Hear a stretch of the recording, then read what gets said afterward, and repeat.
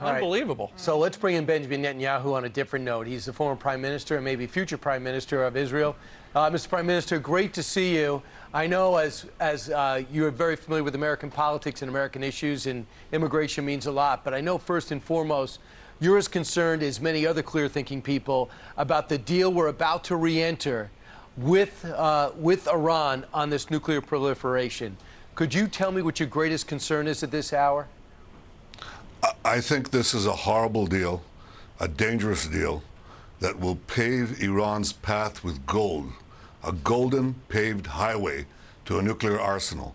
If Iran has nuclear weapons, they don't merely threaten my country, Israel, or the entire Middle East and America's allies. They threaten you directly, because simultaneously with developing nuclear weapons, they're developing the means to deliver them across continents. So you could have in Iran, governed by these fanatic ayatollahs, who will hold every American city hostage to nuclear weapons. I think this is a threat to the peace of the world, and that's what this horrible deal facilitates. It's even worse than the first one. Why? Why is it worse? Well, because, you know, President Obama, in a moment of candor, said in a PBS interview in 2015 that by 2027, that's 5 years from now, Iran will have a breakout time to a bomb that is near zero. That's his words, not mine. And he was right. This deal is much closer to that time frame, and it gives Iran, right now, within 2 years, they can develop up to within 4 years, starting 2 years from now, they can develop added enrichment capacity of uranium, 3,500 advanced centrifuges that each is 10 to 20 times stronger and more effective than the centrifuges that they have. They have about 5,000, so you're adding an enormous capacity to enrich uranium. That's the critical element of making nuclear bombs. The deal gives it to them. It gives them right now hundreds of billions of dollars, and by the end of the agreement, $1 trillion to pursue their terror and aggression against everyone, against you and against us. This is what the deal gives them. What does it ask of them? Nothing. It doesn't ask of them to change their behavior, to stop terror, to stop calling for the destruction of Israel, to stop bombing the neighborhood countries like Saudi Arabia and the Gulf states. It doesn't ask of them anything. It doesn't stop their development of ballistic missiles. It doesn't even guarantee that their sites will be inspected. This is a deal that gives them everything to threaten all of us and gives nothing to us in return. So that's why you're calling on the White House to reject the nuke deal. But you know, the Obama-Biden administration people, a lot of them are now in the Biden-Harris administration. They want that deal. Have you called Joe Biden? Have you called Kamala Harris? Have you called anybody in authority and said, hey, are you guys crazy? I've talked to President Biden when he was vice president and when he was president. I've talked to him many times about the danger of this deal. I think that right now you can talk to the administration, but I think from their point of view, this deal is done. What's important is to understand this.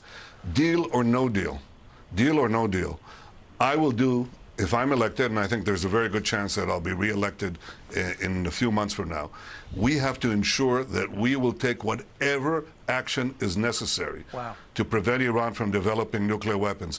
That's my commitment. I've devoted a good part of my life to slowing down, holding back their nuclear program in a variety of means, and I'm going to continue that way. And I encourage the American public and the American people, the American representatives, I hope the administration too, but I don't give it a big chance, to not to sign the deal, but if it's signed, to get out of it as soon as possible. That's already happened before. It could happen again. Mr. Prime Minister, we know that during the process of this negotiation period, the Iranian negotiator for this deal has been bragging that they've missed the deadline 11 different times in Vienna with the talks. The Biden administration has allowed them to do that with no consequence. We also know that they've tried to carry out a number of assassinations on American soil throughout this process. As you said, it seems like the deal is going to get done by the Biden administration. The Middle East now, thanks to the Abraham Accords, is a different place than it was 2 years ago. So how are the countries in the region working together in ways they weren't before to prevent Iran from gaining a nuclear weapon and continuing their terror? Well, you're quite right that we're united in the region. We live here. We understand the enormous threat to have these these fanatic ayatollahs armed with nuclear weapons that would be aimed initially at us and subsequently at you. We all understand that. I did fashion, with President Trump help, the Abraham Accords that made peace between Israel and 4 Arab states. That peace was based not only on the good things that Israeli technology can bring to their lives, to the lives of their citizens, but also on the fact that we share a common interest to stop Iran. How to stop Iran is something I won't get into it, but I will say this. If you don't have a credible military threat against Iran's nuclear program, you essentially have nothing. When you had a credible military threat or action, as we took against Iraq and against Syria's attempt to develop nuclear weapons, and as you threatened Gaddafi, that's why he didn't develop, it worked.